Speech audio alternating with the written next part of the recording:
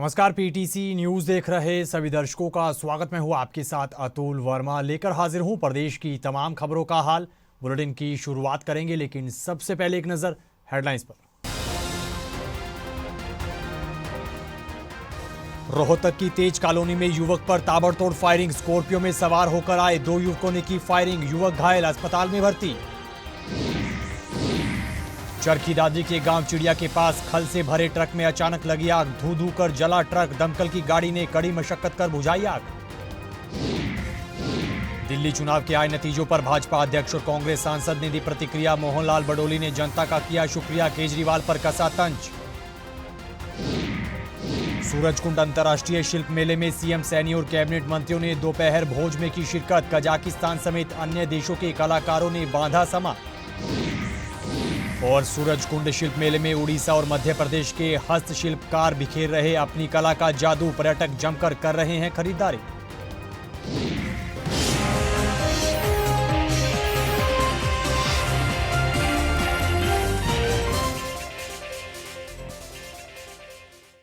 तो चलिए बुलेटिन का आगाज करेंगे बड़ी खबर के साथ। रोहतक की तेज कॉलोनी में युवक पर ताबड़तोड़ फायरिंग किए जाने का मामला सामने आया है। जानकारी के मुताबिक स्कॉर्पियो में सवार होकर आए 2 युवकों ने ताबड़तोड़ फायरिंग की है और फायरिंग के बाद युवक गाड़ी छोड़कर मौके से फरार हो गए। वहीं फायरिंग में युवक को गोली लगी है, जिसे घायल हालत में पीजीआई में भर्ती करवाया गया है। वहीं घटना की सूचना तुरंत पुलिस को दी गई। पुलिस के आला अधिकारी घटनास्थल पर पहुंच चुके हैं।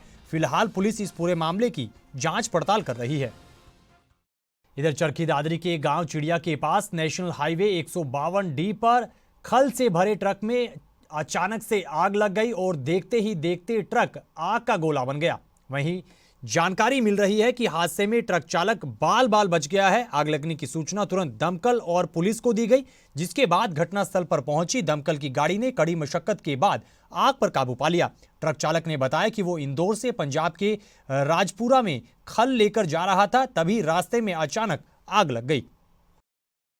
खबर करनाल से है। करनाल के तरावड़ी जीटी रोड पर एक स्कूल के पास कबाड़ के गोदाम में आग लगने का मामला सामने आया है। आसपास के लोगों ने बताया कि जैसे ही आग लगने की उन्हें सूचना मिली तो आग बुझाने का काफी प्रयास किया गया, लेकिन आग धीरे धीरे फैलती चली गई और पूरा कबाड़ का गोदाम जलकर राख हो गया। वहीं घटना की सूचना मिलने के बाद घटनास्थल पर पहुंची दमकल की 2 गाड़ियों ने आग पर काबू पा लिया। फिलहाल आग लगने के कारणों का पता लगाया जा रहा है। यहाँ से बंदा गया, उसने बताया कि दुकान पे आग लगी है। किस चीज की दुकान है? ये कबाड़ी की दुकान है। तो कितना का नुकसान लग रहा है आपको? ये देखो, भाई साहब को पता होगा, अभी वो बैठता है यहाँ। कुछ पता लगा? पता नहीं अभी कुछ भी। काफी सामान जला है। हाँ, सामान तो बहुत जल गया। फायर ब्रिगेड आ गई थी मौके पर? अभी आई है। पहले ऊपर से बाल्टी में पानी की डाल रहे थे। जी जी जी। अब फिर इसको बुलाया, फिर आए हैं। सारे 3 व्हीलर तक खड़े हुए थे यहाँ पे। जी, काफी गाड़ियाँ खड़ी थी। हाँ, काफी खड़ी थी, उनको बाहर निकाला है। हमें अभी पता लगा था आधे घंटे पहले भी पीछे आग लगी हुई है। हम सारे ऊपर चढ़ के पानी फेंकते रहे और आग थोड़ी धीमी, बाद में भाई जो सी मशीन तो अगर रात होती तो काफी नुकसान। हाँ, सारा सड़ जाता जी, सारा गोदाम, सारा लाखों का नुकसान हो जाता जी। तो चलो अभी संभाल लिया है जी। तो सिलेंडर भी पड़ा था मौके पर? सिलेंडर, टेम्पो, सब कुछ था जी। 4 3 व्हीलर थे, 2 टेम्पो थे, मोटरसाइकिल, काफी सामान था। उसने कॉल आई थी यहाँ से, प्रताप पब्लिक स्कूल की मैडम थी, उसने कॉल करी थी तो भाई यहाँ कबाड़ी की दुकान है, उसमें आग लग गई है। तो हम मौके पा गए, तुरंत बचाव हो गया, पूरा बचाव हो गया, सारी लगभग बुझ ही गई आग। दिल्ली चुनाव के आए नतीजों के बाद प्रतिक्रियाओं का दौर लगातार जारी है। इसी कड़ी में हरियाणा भाजपा के अध्यक्ष मोहनलाल बडोली और कांग्रेस सांसद कुमारी सैलजा ने नतीजों पर प्रतिक्रिया दी है। इस दौरान मोहनलाल बडोली ने जनता का शुक्रिया किया है, साथ ही केजरीवाल पर तंज भी कसा है। इस दौरान सांसद कुमारी सैलजा ने क्या कुछ कहा है, सुनेगा। देखो, ये बाद में कहने की बातें हैं। हमारा अलायंस केंद्र में था, लोकसभा में, विधानसभा में स्थिति अलग हुई। दोनों की रजामंदी से ये अलायंस होता है, एक से तो नहीं होता।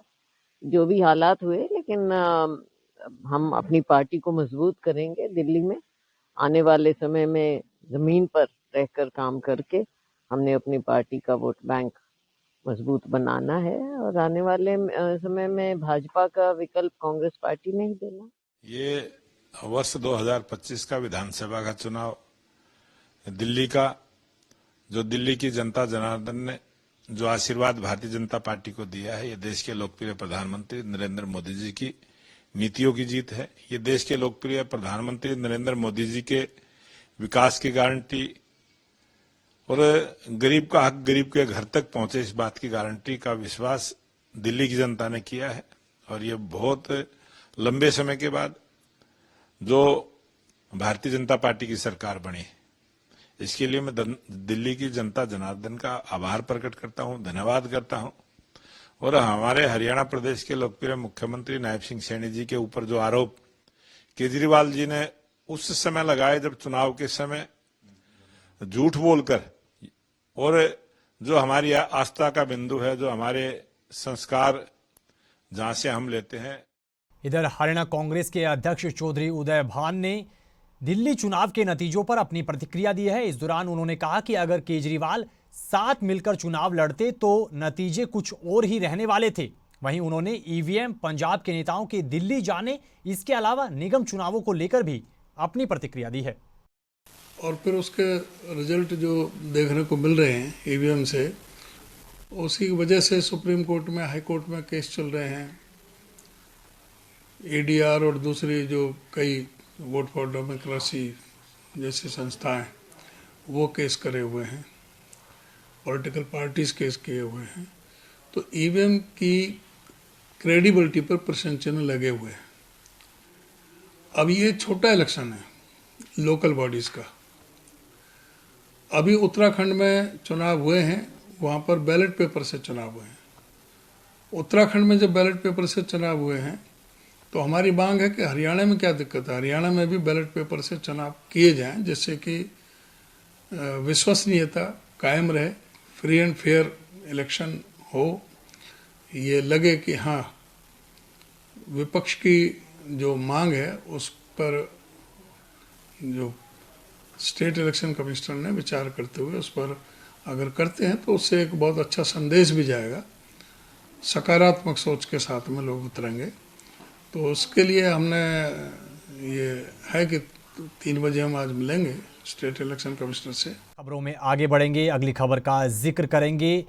फरीदाबाद में चल रहे 38वें अंतर्राष्ट्रीय सूरजकुंड शिल्प मेले में मुख्यमंत्री नायब सैनी और अन्य मेहमानों के लिए दोपहर भोज कार्यक्रम रखा गया। इस दौरान सीएम सैनी समेत तमाम कैबिनेट मंत्रियों ने शिरकत की और दोपहर भोज कार्यक्रम में हिस्सा लिया। कार्यक्रम के दौरान मुख्यमंत्री ने कई विशिष्ट जनों से मुलाकात भी की। इस मौके पर कई सांस्कृतिक प्रस्तुतियां भी हुई और कजाकिस्तान, रशिया, घाना, इथोपिया और असम के कलाकारों ने अपनी कला की छाप छोड़ी और अपनी प्रस्तुतियों से जमकर समा भी बांधा।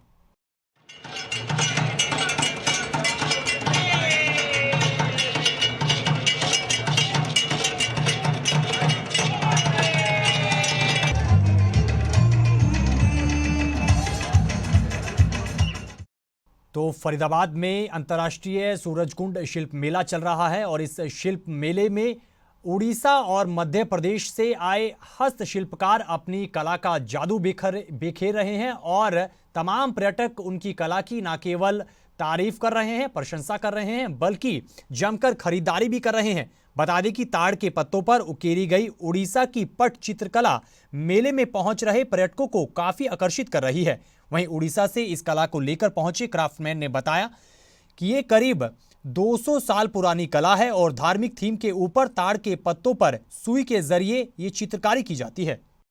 हम लोग इस टाइम उड़ीसा के स्टॉल पे खड़े हुए हैं और पटचित्रा पेंटिंग्स देख रहे हैं। These are the handmade paintings, but मैं पहले ऑलरेडी उड़ीसा जा चुकी हूँ, तो मैंने वो रघुराजपुर जहाँ ये पेंटिंग्स बनती हैं वहाँ लोगों के घरों में ये पेंटिंग्स देखी हैं। मेरे घर में ऑलरेडी 3 पेंटिंग्स हैं। मेरे पास एक साड़ी भी है पटचित्रा पेंटिंग की। So this painting is definitely एक डिफरेंट, बहुत आर्टिस्ट का एक अच्छा काम है, तो इसीलिए हम लोग इस स्टॉल पर ही देखने आए थे। इनके पास किस तरह की रेंज है? इन लोगों के पास रेंज अभी तक मैंने बहुत ज्यादा एक्सप्लोर नहीं किया है, बट जो इन्होंने मुझे बताया ये 4000 और 12,000 रेंज के पेंटिंग्स ये लोग हमें बता रहे हैं। इस मेले में हम लोग बहुत फ्रिक्वेंटली आते हैं, ये मेला पसंद है मुझे। कोशिश करते हैं हर साल आए। नॉर्मली मैं एंड ऑफ मेला आती हूँ कि डिस्काउंट्स अच्छे मिलेंगे। हाँ, सूरजकुंड इंटरनेशनल मेला है। यहाँ पर सभी स्टेट्स के प्रोडक्ट्स आते हैं और इंटरनेशनल भी आते हैं, तो आना चाहिए और सभी ये चीज एक्सप्लोर करनी चाहिए। खबरों में आगे बढ़ते हैं। प्रधानमंत्री नरेंद्र मोदी के खास कार्यक्रम परीक्षा पे चर्चा में हिस्सा लेकर वापस लौटी नारनौल के धोलेड़ा गांव की छात्रा खुशी के साथ पीटीसी न्यूज ने खास तौर पर बातचीत की है। इस दौरान छात्रा खुशी ने पीएम मोदी से मुलाकात के अनुभव साझा किए हैं। उन्होंने क्या कुछ बताया है, सुनेगा। हमने यहाँ पे वीडियोस बनाई थी जो वहाँ पे जाके परीक्षा पे चर्चा जो 8th एडिशन है अब की बार, उसके लिए वहाँ पे सेलेक्ट किए गए थे पूरे ओवरऑल इंडिया से, जिसमें से 105 स्टूडेंट्स को सिलेक्ट किया गया था। वहाँ पे हम 24 से लेकर 29 जनवरी तक गए थे। जाने के बाद हमें वहाँ पे हमारे इंटरव्यूज़ हुए, बाइट्स हुई, जिसके आधार पे हमें शॉर्टलिस्ट किया गया 36 बच्चों को। वो जो बच्चे थे वो हर एक स्टेट से एक को ही रिप्रेजेंट करना था। फिर वहाँ पे जाने के बाद उनकी 18 के स्लॉट्स में वहाँ पे प्रधानमंत्री जी से बातें हुई थी। हमें वहाँ पर बहुत सारी जगह घुमाई, जैसे हमें 26 जनवरी की परेड दिखाई गई, एनसीसी रैली दिखाई गई, एक बीटिंग रिट्रीट की रैली दिखाई गई थी, हमें प्रधानमंत्री संग्रहालय घुमाया गया था। और फिर वहाँ पे हमने बहुत सारे लगभग सारे स्टेट्स के कल्चर को जाना, वहाँ पे फ्रेंड्स बनाए और हमें एग्ज़ाम से रिलीफ मिलने के लिए हमें प्रेरणा मिली प्रधानमंत्री जी से। तो जब आप प्रधानमंत्री जी से मिले तो आपको कैसा महसूस हुआ? सर महसूस तो बहुत अच्छा हुआ कि अभी 12th क्लास में और अभी भी हमें इसी उम्र में हमें प्रधानमंत्री जी से मिलने का मौका मिला और ये एक बहुत स्पेशल मूवमेंट था मेरे लिए।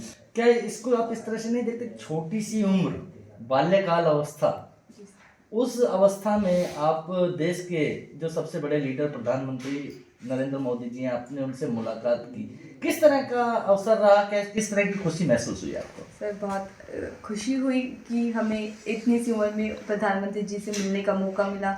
उन्होंने हमें बताया कि हम एग्ज़ाम्स में कैसे अच्छा परफॉर्म कर सकते हैं, पीयर प्रेशर हटा के, एग्ज़ाम प्रेशर हटा के अपने एक अच्छा स्कोर कर सकते हैं। जो एग्ज़ाम है वही हमारे लिए एक मायने नहीं रखते, बल्कि हमें ज्ञान लेना चाहिए जितना हम ले सकते हैं एग्ज़ाम से।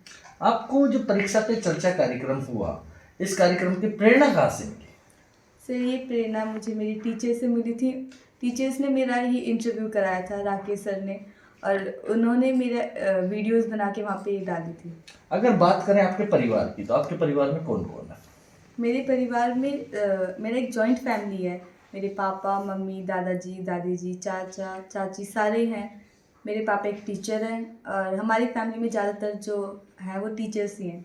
खबरों में आगे बढ़ेंगे, अगली खबर का जिक्र करेंगे। प्रधानमंत्री नरेंद्र मोदी के खास कार्यक्रम परीक्षा पे चर्चा में हिस्सा लेकर लौटे सिरसा के गांव कालुआना के छात्र अजय कुमार को स्कूल प्रशासन की तरफ से सम्मानित किया गया। इस दौरान स्कूल टीचर, स्कूल प्रिंसिपल और परिवारजनों ने छात्र अजय की जमकर प्रशंसा की है। वहीं अजय ने कार्यक्रम को लेकर अपने अनुभव साझा किए हैं। वहीं छात्र अजय की पीएम मोदी से मुलाकात के बाद उनके गांव और स्कूल में खूब चर्चा भी हो रही है। बहुत ज़्यादा अच्छा रहा कि प्रधानमंत्री से मिलने के बाद बहुत ज़्यादा खुशी हो रही है। उनसे मिले तो हमने सोचा कि इतना फॉर्मल होगा कि वो प्रधानमंत्री वो थोड़े दूर होंगे, हम थोड़े दूर होंगे, पर ऐसा बिल्कुल नहीं था। हम फ्रेंड्स की तरह बात कर रहे थे, बिल्कुल बगल में ही खड़े थे वो मेरे। हम चल रहे थे तो बगल में चल रहे थे तो मैं एक स्टेप उनसे आगे रख देता था, फिर मैं सोचता कि मैं प्रधानमंत्री के आगे हुआ, फिर मैं एक स्टेप बैक लेता। ऐसे बहुत ज़्यादा इंटरेस्टिंग था, बहुत ज़्यादा मतलब खुशी का अनुभव हो रहा था। जी बहुत ही खुशी का माहौल है। स्कूल में भी सभी टीचर्स बहुत ज़्यादा खुश है जैसे, और फैमिली में भी बहुत ही अच्छा माहौल है। सभी चाचा, ताया, पापा सब बहुत खुश है और हमारे गुरुजन भी बहुत ज़्यादा खुश हैं। तो बधाई देने के लिए लोग आ रहे हैं? जी सभी तरफ से बधाइयाँ आ रही है। जब से गया तब से लगातार फ़ोन आ रहे हैं, सब लोग दूर दूर से सभी बधाई दे रहे हैं परिवार में। He is a multi talented boy, he is a good singer also, he is a good poet also, और सबसे बड़ी बात उसमें कॉन्फिडेंस लेवल बहुत अच्छा है और इसी वजह से वो प्रधानमंत्री जी तक पहुंचा है और उनसे बात की है। आज विद्यालय के लिए बड़ी खुशी की बात है कि हमारे विद्यालय की छात्रा खुशी, जो कक्षा 12वीं विज्ञान संकाय की छात्रा है, हमारी इस छात्रा ने परीक्षा पे चर्चा कार्यक्रम, जो कि सालाना प्रधानमंत्री मोदी जी के साथ संवाद का कार्यक्रम होता है, उस कार्यक्रम में हमारी इस छात्रा ने हमारे विद्यालय और प्रदेश का प्रतिनिधित्व किया। विद्यालय के लिए, प्रदेश के लिए ये गौरव की बात है। हमें बड़े खुशी का अनुभव हो रहा है। ये छात्रा प्रारंभ से ही अपनी शिक्षा में बड़ी होनहार रही है, बड़ी मेहनती है। इस बच्ची को इस कार्यक्रम में भाग लेने के लिए हमारे विद्यालय के साथियों ने भरपूर अपने प्रयास किए, मेहनत की और इस बच्ची को तैयार किया गया ताकि इस बच्ची का संवाद प्रधानमंत्री के कार्यक्रम परीक्षा पे चर्चा कार्यक्रम में हो सके। तो इन तस्वीरों के साथ फिलहाल इस बुलेटिन में इतना ही, लेकिन पीटीसी न्यूज पर खबरों का सिलसिला बदस्तूर जारी है। आप बने रहिए पीटीसी न्यूज के साथ। फिलहाल के लिए दीजिए इजाजत। नमस्कार।